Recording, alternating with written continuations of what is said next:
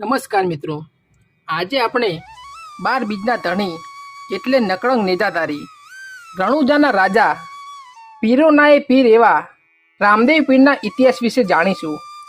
મિત્રો, રામદેવ પીરને શા માટે 12 બીજના ધણી હિન્દવા પીર કહેવામાં આવે છે, તો આવો મિત્રો જાણીએ આ વિડીયોમાં. રામાપીરના સમયમાં 12 સંપ્રદાય હતા અને આ 12 સંપ્રદાયની ઉત્પત્તિ બીજમાંથી થઈ હતી. આ 12 સંપ્રદાયના આચાર્યો પોતે પોતાના શિષ્યોને બોધ આપતા અને એ જ રીતે આ શિષ્યો ચાલતા. એક દિવસ 12 સંપ્રદાયના આચાર્યોને રામદેવ પીર મહારાજની પીરાઈ જોવાની ઈચ્છા થઈ. કારણ કે કોઈ પણ રજવાડામાં અને તીર્થધામોમાં રામાપીરના પરચાની ચર્ચાઓ થતી. સૌ કોઈ તેમની ખૂબ જ પ્રશંસા કરતા. આમ રામાપીરનું નામ ચારેય મલકમાં ગુંજતું હતું. આથી આ સંપ્રદાયના આચાર્યોને આ ગમતું નહીં, એટલે 12 સંપ્રદાયના આચાર્યોએ મળીને એક જ દિવસે અલગ અલગ 12 જગ્યાએ પાઠ પૂજન કરવાનું આયોજન કર્યું.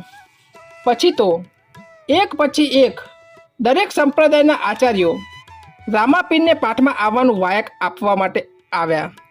પણ મારો નાથ તો અંતર્યામી છે, એમને આ આચાર્યના આવવાનો હેતુ સમજતા વાર ન લાગી. એમને ખબર પડી ગઈ કે આ મારી પરીક્ષા કરવા માંગે છે, એટલે એમને હસતા મોઢે ખૂબ જ શાંતિથી એ બધાય વાયકને ચીલ્યા. હવે પાઠ પૂજન કરવા માટે બધાય બીજનો દિવસ નક્કી કર્યો હતો. કહેવાય છે ને કે પાઠનું વાયક આવ્યા પછી ત્યાં ફરજિયાત હાજરી આપવી પડે. આમ બીજનો દિવસ આવ્યો.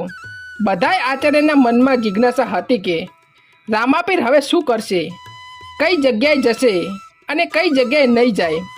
કારણ કે 12 જગ્યાએ વાયક મળ્યા હતા અને 12 જગ્યાએ બીજના દિવસે પાઠ હતો. બીજનો દિવસ આવ્યો, પાઠ પૂજનનો સમય થયો અને સૌ આચાર્યના વચ્ચે રામાપીર 12 જગ્યાએ એક સાથે એક દિવસે અને એક જ સમય હાજર હતા. 12 જગ્યાના વાયક ઝીલ્યા અને 12 ઠેકાણે હાજરી આપી હતી.